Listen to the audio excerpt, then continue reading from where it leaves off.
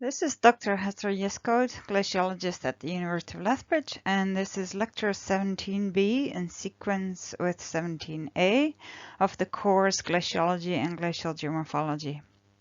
In this lecture, we'll be mostly talking about the sediments in the sediment landform associations, whereas lecture 17A was about mostly the landforms in the sediment landform association.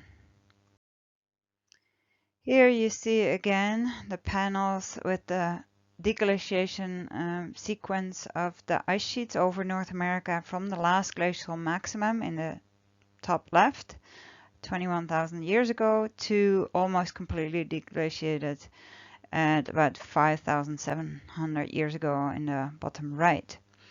If you want to see where Lethbridge was, that is approximately here in southern Alberta. What you see is Lethbridge was influenced by both the Cordilleran ice sheet and the Laurentide ice sheet. So we would expect to see sediments from sourced from the erosional areas of the Laurentide ice sheet as well as the Cordilleran ice sheet. What you also see on this panel is that the sequence of events will first actually have Lethbridge and southern Alberta as a subglacial environment, subsequently an ice marginal environment, and later a proglacial environment with some ice marginal lakes, and later on free movement of our sediments that were deposited by the ice that can now be moved by wind or water. Erratics are glacially transported rocks or boulders that are different from the surrounding bedrock.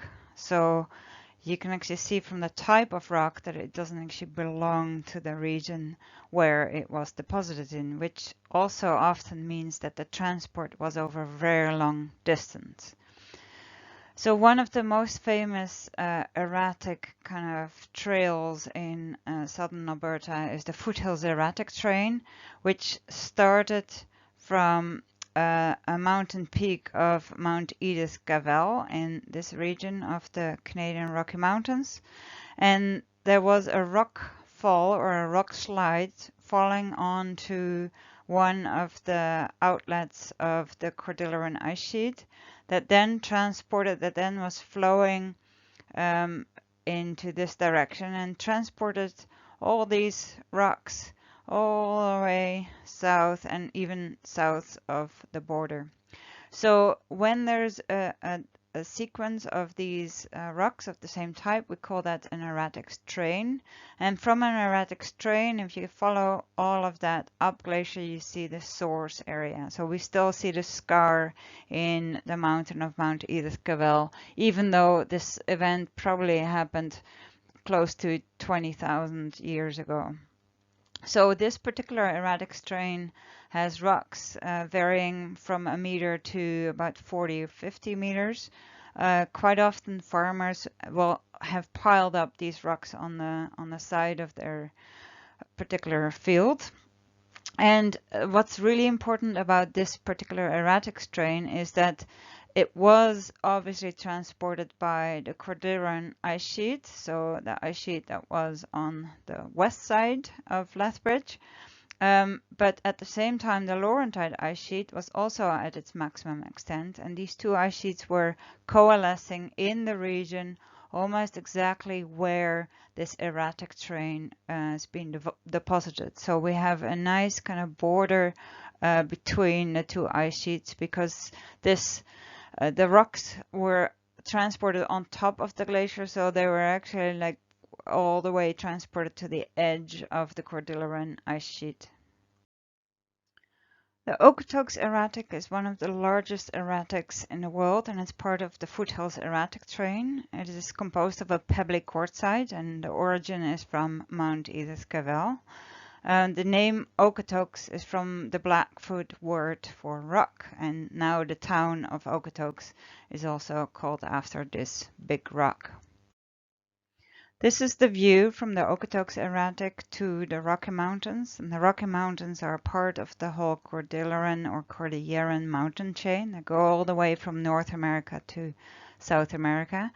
And you can see that the distance from this rock to the mountains itself is probably about 100 kilometers, but the distance that this rock was transported on top of the Cordilleran ice sheet was probably about 700 or 800 kilometers, because this came all the way from the northern part of the Canadian Rockies. The Okotoks Erratic is quite a tourist attraction, and you can easily walk to it in about 5 minutes from the parking lot to the rock. What you can see here is that the rock has been split into two parts, and that is because of post-glacial freeze-thaw action. So there was actually a crack in the rock, and when it fills up with water, every time the water refreezes, it expands 9%, and then the crack gets bigger and bigger and bigger.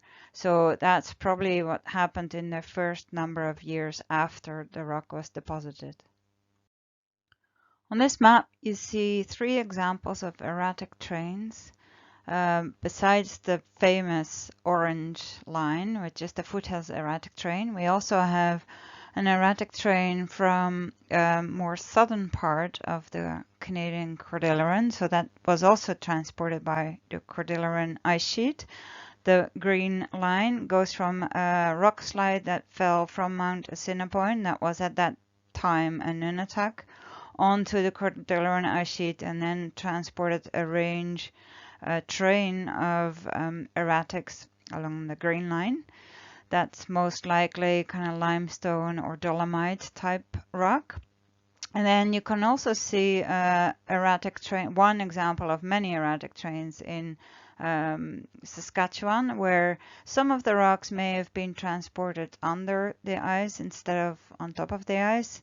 And some of these erratic trains can be used for till prospecting. So for example, if you have kimberlite type rock, that is a volcanic type rock that can sometimes contain diamonds, we can see in the till and in the erratics that this kimberlite is occurring, and then if you go upstream, the abundance of the kimberlite gets larger and larger until you actually get to the source. So we do have some diamond mines in both in Alberta and in Saskatchewan that have been found in part in relation to till prospecting using these erratic terrains. Besides the Okotoks erratic, there's also some other really large erratics that are easily visible from the road, and one of those is on the way to the Hatchmast Inn Buffalo Jump on the road there. There's a little parking lot where you can stop, and this is the same type of rock that also came from Mount Edith Cavell. It's part of the Foothills erratic terrain, but what I'd like to show you here is that around the rock you can actually see there's almost a moat right now, so there's partly water, usually in the early summer. And this is because a lot of these erratics have been used by buffaloes as rubbing stones. So these rocks are also sometimes called buffalo rubbing stones. So if you have like a little itch, you're a buffalo, you can actually see there's nothing in the rest of the prairies. What you do, you actually go to a big erratic and you go and walk around this erratic and you rub yourself against it to get rid of your itch, and therefore the ground around it is trampled and it gets lower and lower and lower. So that's why you see around most of the big erratics you see this kind of moat occurring. Here's another large erratic, but of a different type of rock. So this is dolomitic stone. And this was from one of the erratic terrains that was further south from the Canadian Rockies. It's called the McNeil erratic terrain. So again, there's many rocks along this entire path. And this is a rock that you would have seen had we gone on the field trip. On many of the larger erratics, we've been able to do surface exposure dating, so to measure how long these rocks have been exposed to the elements. And you do that with cosmogenic nuclides, so there's cosmic rays constantly attacking the outside of these rocks, so the outer layer of the rocks gets altered over time. And we can actually drill a little sample in these rocks from the outside, a little bit to the inside, a couple of tens of centimeters perhaps, and then you can actually date how long these rocks have been exposed to the elements. So from this, we've been able to reconstruct at what time the ice sheets were flowing in a certain direction. So all along this erratic terrain, we've been able to date these rocks between about 10,000 and about 20,000 years ago. And so from all these erratic terrains, we've been able to reconstruct the flow lines of these glaciers and their ice streams sometimes. So we actually know over time where the glaciers were flowing over, and in combination with some of the landforms, we can actually see whether they were flowing fast or slow.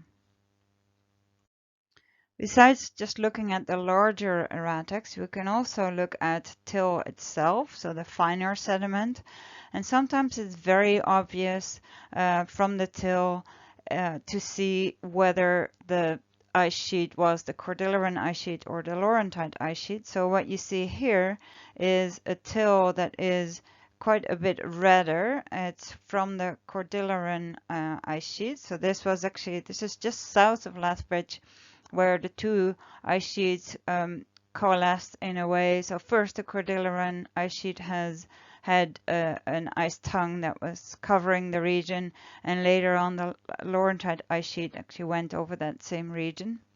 So the Cordilleran till is quite a bit redder, and the Laurentide till is a bit more gray. As a quaternary geologist, you may look at these sediments in sequence, and there are specific ways in which we can record the types of sediments, how coarse the sediment is, and whether there's structures in these sediments. So what you see here is, this is correlated to lecture 16 or 17a, and you see the bear paw shales at the base here, which are the Cretaceous deposits, so the hard rock from the Cretaceous time, older than 65 million years ago. Then we have the pre-glacial tertiary gravels, and then after that we have a sequence of the different types of tills, mostly subglacial tills, some ice marginal tills. Then we have a sequence of the post-glacial, like rivers, and eventually some finer sediments like silts, partly deposited perhaps in lakes, and in some regions we also have some aeolian sediments on top, so sand dunes. One of the main methods that geologists use to record a sequence of deposits, so the strata, the layers of it, is called lithostratigraphic logging. If you want to know more about this, you have to take another class, my field techniques class, Geog3060. Using detailed lithostratigraphic logging, we can actually look at exposures of the sediments that are maybe 10 kilometers apart, 20 kilometers apart, and we see subtle differences. So we can reconstruct for certain times that there was a lake along the edge of the ice sheet in a certain location and there was no lake in another location. What we can also sometimes see is that there may not be a till in a certain location, but just a glaciotectonite. So the deformed sediments, for example, the bear paw shales, that could have been deformed by the ice sheet, but that's not a till. Tills are both transported and deposited and sometimes deformed by the ice. But the comparison with this slide and the previous slide is that there's till present in the previous slide and not here. Both this slide and the previous slides are within a range of 50 kilometers around Lethbridge. So you see the variability along the ice edge and also in different times. So towards the later part of the ice age, the Wisconsin ice age, we have a lot of meltwater and the glaciers start to retreat because their mass balance becomes negative. And because of all the water collecting on the edge of the ice sheets, we basically have large lakes forming that are dammed by the ice itself. The lakes are forming here and they're not able to actually drain away from the ice because of the isostatic depression. So the ice sheet is actually depressing the land so that the topography is actually sloping upward away from the ice. So there's like little basins forming like on the edge of the ice. Now some of these ice dams are very large, but like once the lake starts to exert too much pressure on it, the ice dam breaks, and then we have these eucalypts or big outburst floods. And some of these outburst floods take the water and the sediments all the way thousands of kilometers away. So this is these eucalypts at the later part of the deglaciation have formed a lot of the scablands in northern Idaho and northern Washington. They've also formed the coulees around Lethbridge. Glaciologists can study some of the same processes of the proglacial lake formation. Here is a large ice-dammed lake that periodically actually floods and breaks through an ice dam over here, and then it floods through here into the next valley. So the present is the key to the past. So if we're understanding the current processes, we can reconstruct the processes that happened during the last ice age much better. In terms of the glacial landform sediment associations, we can often see where an ice-dammed lake had occurred, and in terms of landforms, it's basically a flat lake bed area. But if you dig into the sediments, what you see is varves, which are couplets of darker and lighter sediments, where the darker sediments were formed when the lake was ice covered. So there's no sediments being able to like flow into the lake or be blown into the lake. The lake is not moving much, so all the sediments are actually trickling to the bottom and accumulating as a clay layer.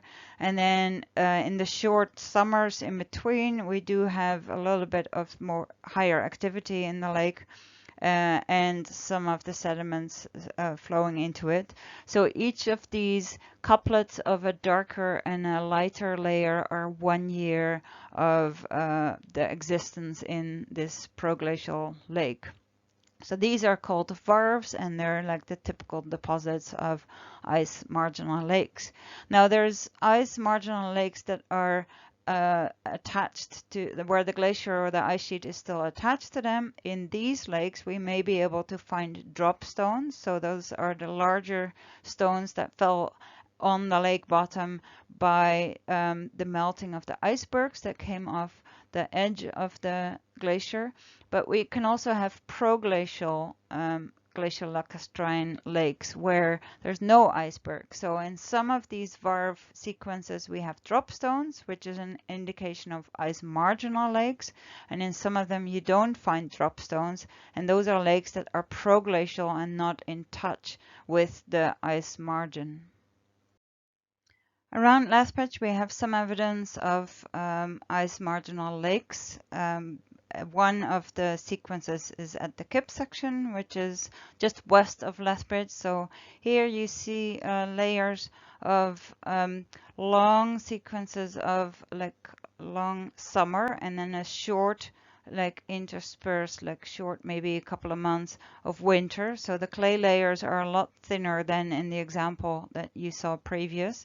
We also have evidence here of drop stones throughout, so there were icebergs that were floating in these lakes.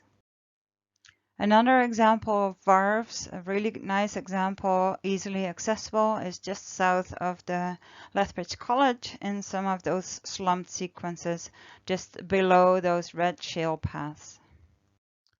If we now go back to the surface geology map, you can see all the blue areas here were regions where we had ice marginal and proglacial lakes. Obviously, they again didn't not happen all at the same time, so all this blue is of different time sequences. And what you obviously need to remember is that the older lakes were in the more southern regions, and then when the ice retreats further north, the lakes are also moving further north. So sometimes the lakes are thousands of years older in the southern region than more old than in the northern regions. After the ice retreats from a region, we still have an influence from the glacial rivers and a lot of the meltwater. So we see some sequences that are stream ripples, like you see here in the bottom left. And for the Lethbridge region, there's specific areas where you see like little stagnating areas of still water and of moving water, and we can then reconstruct where and when the rivers were flowing here.